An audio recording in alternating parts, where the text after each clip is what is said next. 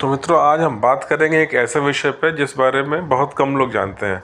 भारतवर्ष में वैसे तो अनेकों रहस्यमयी पुस्तकें हैं जो कि ज्ञान का भंडार है। कुछ आज भी उपलब्ध हैं, कुछ विलुप्त हो चुकी हैं।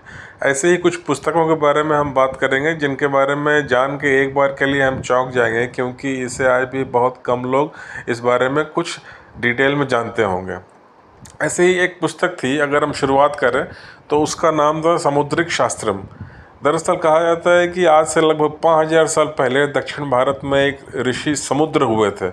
उन्होंने इस विद्या का आविष्कार किया था। इस विद्या पर शोध करके इसे वो संसार के सामने लेके आए थे। समुद्रिक शास्त्र दरअसल एक ऐसी विद्या है जिसे किसी व्यक्ति को देखकर उसके मुखमंडल की आकृति, उसकी भाव भंगिमा, उसके हाथ पैर की बनावट, ये सब देख के उस व्यक्ति का स्वभाव, उसका चरित्र, उसका भविष्य क्या, उसकी बीमारियां हैं, आगे चल के क्या हो सकता है, इन सब बातों का ठीक से पता लगाया जा सकता है। इस बारे में उसे आगाह किया जा सकता है और यदि कोई गंभीर बीमारी के लक्षण दिख रहे हो तो उसका उपचार भी किया जा सकता है। ये विद्या 5000 साल पहले, ठीक डेट नहीं मालूम, लेकिन अधिकतर इसकी जो एक्सपर्टीज़ है वो दक्षिण भारत में ही ज़्यादा देखने को मिलती है, और जो इसका ज़्यादा लिटरेचर है वो साउथ इंडिया में ही अधिक है, जहाँ से ये आज भी इसकी कई सारी पुस्तकें प्रकाशित होती हैं। अलग अलग भाषाओं में ये उपलब्ध है। और ये विद्या फिर वहाँ से निकल के भारत के अन्य भागों तक फैली, और उसके बाद 500 ईसा पूर्व के आसपास आकर जो है ये धीरे धीरे यूनान, चीन, ग्रीस और यूरोप के अलग अलग हिस्सों में पहुंच गई। तो समुद्रिक शास्त्र एक तरह से माना जाता है कि जो हस्तरेखा है, आपने सुना होगा, हस्तरेखा दरअसल एक तरह से माना जाता है कि वो समुद्रिक शास्त्र की ही एक शाखा है, क्योंकि ये शरीर के अलग अलग भागों को देखकर व्यक्ति का चरित्र और उसका भविष्य बताती है।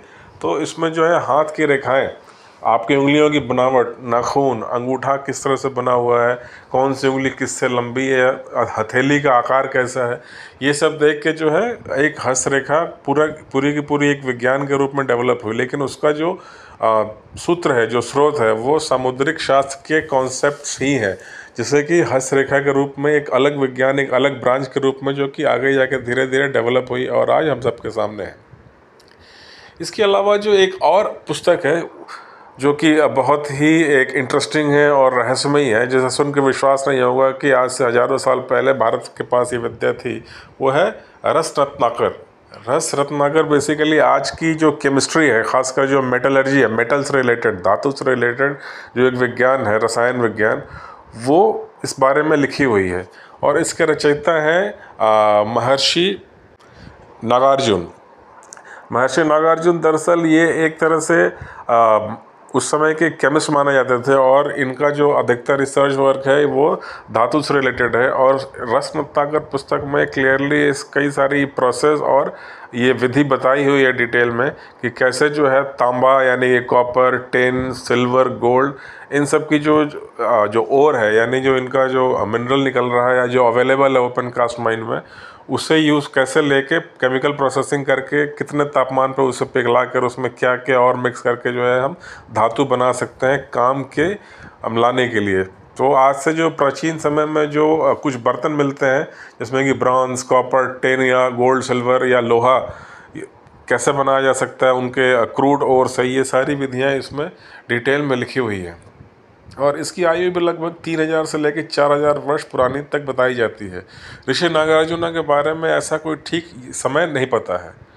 इसके अलावा जो एक और किताब है वो है लाल किताब। ये नाम आपने सुना ज़रूर होगा, लेकिन हम लोग जानते कम है इसके बारे में। ये किताब दरअसल एक ज्योतिष विद्या पर आधारित है, जैसे कि समुद्रिक शास्त्र एक व्यक्ति के ऊपर जो है उसे देख के उसके बारे में अध्ययन करके बताता है, वैसे ही ये एक ओवरऑल ज्योतिष विद्या के बारे में ये पुस्तक है, संग्रहित है। जिस ज्योतिष विद्या यानी कि ना केवल एक व्यक्ति बल्कि एक पूरी की तरह ब्रह्मांड और समाज के ऊपर जो आने वाले भविष्य में क्या होगा, एक व्यक्ति के बारे में भी बता सकता है। इसमें ग्रह नक्षत्रों की स्थितियों का प्रभाव जो है पूरे समाज पर, पृथ्वी पर, भविष्य पर क्या होने वाला है, उस ढंग की स्टडी होती है। और इस किताब को सही ढंग से संग्रहित किया और इसके बारे में खोज करने का काम किया था पंडित रूपचंद जोशी ने, जो कि पंजाब के जालंधर डिस्ट्रिक्ट के रहने वाले एक शोधकर्ता थे, जो कि भारत की प्राचीन ज्योतिष विद्या के ऊपर शोध कर रहे थे। और उन्हें पता था कि ये विद्या अधिकतर हिमाचल प्रदेश और उत्तराखंड के हिमालयी क्षेत्रों में विकसित हुई थी। तो उन्होंने वहाँ जाकर शोध करना शुरू किया और इसकी जो भी रिटन डॉक्यूमेंट्स, दुर्लभ पांडुलिपियाँ इकट्ठा हो सकती थी, जगह जगह घूम के उन्होंने इकट्ठा करना शुरू किया। सबसे पहले उन्हें हिमाचल प्रदेश में इसकी कुछ दुर्लभ प्रतियाँ, पांडुलिपियाँ मिली, जिसके बारे में पढ़ के फिर उन्हें और पता चला कि उत्तराखंड में कहाँ कहाँ पे इस ढंग के अध्ययन केंद्र थे प्राचीन भारत में। वहाँ पहुँचे और फिर वहाँ से उन्होंने इसके जो साक्ष्य और पांडुलिपियाँ इकट्ठा हो सकती थी वो इकट्ठा किया और अध्ययन करना शुरू किया। और फिर फाइनली वो एक पुस्तक के रूप में इन सबको उन्होंने कंपाइल किया। और उस समय कुछ जो ब्रिटिश स्कॉलर थे उन्होंने भी इस बारे में काफ़ी मदद की और फाइनली 1939 में जालंधर में उन्होंने एक पुस्तक प्रकाशित की जिसमें लगभग 380 के आसपास पेजेस थी। और उस पुस्तक का नाम उन्होंने लिखा लाल किताब। लाल किताब ज्योतिष के नाम से ये पुस्तक आज भी अवेलेबल है। इसके अलावा जो अगली पुस्तक है वो है अथर्ववेद, जो कि वेद की ही एक मतलब 4 वेदों में एक वेद अथर्ववेद भी है, जो ज्ञान के साथ साथ रहस्यों से भी भरी हुई है। क्योंकि कहते हैं अथर्ववेद के सूत्रों को ठीक ठीक समझना आज भी बड़ा कठिन है। कोई बहुत ही पहुँचे विद्वान जो होते हैं वही इसे ढंग से समझ पाते हैं। और इस अथर्ववेद के 13वें सूत्र में कुछ ऐसी बातें मिलती हैं जिसमें कि आज के ज़माने में जो कुछ इस ढंग की आपने सुनी होगी जो थेरेपी टेक्निक है, रेकी, REIKI, जो कि कहा जाता है कि जापानीज़ टेक्निक है, लेकिन इसके सूत्र अथर्ववेद में साफ साफ लिखे हुए आपको मिलते हैं कि किस तरह से आप अपनी पॉजिटिव एनर्जी को केंद्रित करके आप अपनी हीलिंग कर सकते हैं, मानसिक विकार और शारीरिक विकार को दूर कर सकते हैं। इसमें यह भी मेंशन है कि कैसे आप ध्यान केंद्र करके कुछ अपने पूर्वज या यक्षों के साथ संपर्क कर सकते हैं और आप ये जान पाएंगे कि कहाँ आपके खिलाफ कोई षड्यंत्र या दुष्चक्र हो रहा है। उसके न केवल रेकी बल्कि इसके अलावा अलग अलग जो तंत्र विद्या है, जैसे कि आपने सुना होगा वशीकरण वगैरह, सम्मोहन विद्या या हिप्नोटिज्म, जो कि आज साइंस भी मानता है कि हिप्नोटिज्म एक ब्रांच है जो यूरोप में काफ़ी इस पे स्टडी है और एक रिकग्नाइज मानी हुई विद्या है हिप्नोटिज्म। लेकिन हिप्नोटिज्म की जड़ वो भी अथर्ववेद से ही निकलती है, जो कि 13वें सूत्र में आपको मिल जाएंगी। लेकिन अब धीरे धीरे ये विद्या हमसे ज़्यादा बाहर के देशों में पहुंच चुकी है, क्योंकि अध्ययन वो करते हैं, हम अपने ही प्राचीन भारत की विद्याओं को मजाक के रूप में देखते हैं और उसे मानने को राजी नहीं है कि ऐसा भी कुछ इंडिया में हो सकता था। खैर ये तो एक दूसरा विषय है। तो इसके अलावा और भी कुछ ऐसी पुस्तकें हैं जिसे कि एक आश्चर्यजनक और रहस्यमय पुस्तक के बारे में गिना जाता है, जिसमें से कि उपनिषद में भी रहस्यों का भंडार है। 108 उपनिषद हैं जिन्हें कि वेद सार भी कहा जाता है, यानी कि वेदों का सारांश भी कहा जाता है। उसके अलावा विज्ञान भैरव एक पुस्तक है जिसमें कि कब लिखी गई है इस बारे में ठीक जानकारी नहीं है, लेकिन माना जाता है कि भगवान शिव और माता पार्वती के बीच के संवाद का विवरण विज्ञान भैरव में मिलता है। उसके अतिरिक्त कुछ पुस्तक है जैसे कि पाणिनि द्वारा लिखी हुई अष्टाध्याय, जो कि ईसा पूर्व लगभग 500 साल पहले लिखी गई थी।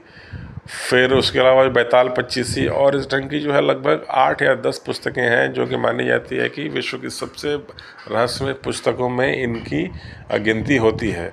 उसके अतिरिक्त कुछ पुस्तक ऐसी भी है जिसमें विमानन यानी कि एयरक्राफ्ट टेक्निक, उसमें कुछ ऐसे धातुओं का वर्णन है जो कि हल्के होते हैं और उन्हें अगर हवा में सही ढंग से प्लेस किया जाए तो वो हवा में उड़ भी सकते।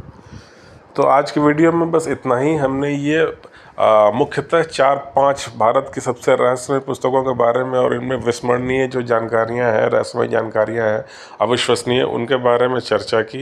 यदि मेरा वीडियो अच्छा लगा हो तो प्लीज़ मेरे वीडियो को लाइक कीजिए, मेरे चैनल को सब्सक्राइब कीजिए और नोटिफिकेशन आइकन ज़रूर दबाइए ताकि मेरी नई वीडियोज़ के नोटिफिकेशन आपको मिलती रहे और मुझे भी इस तरह की वीडियोज़ बनाने का मोटिवेशन।